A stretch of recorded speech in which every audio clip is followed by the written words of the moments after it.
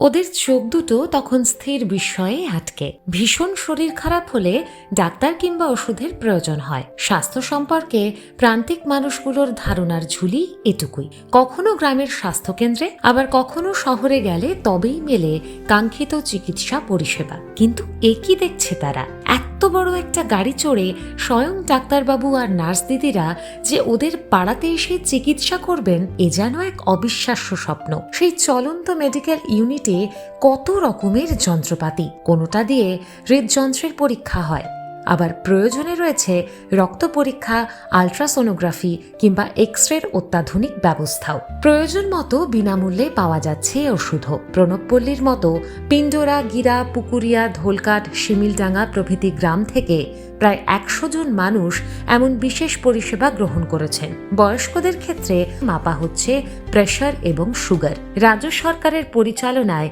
এই ভ্রাম্যমাণ চিকিৎসা ব্যবস্থার মাধ্যমে স্বাস্থ্য পরিষেবা আজ গ্রামের দোরগোড়ায় যেন এক নতুন দিগন্ত উন্মোচিত করেছে।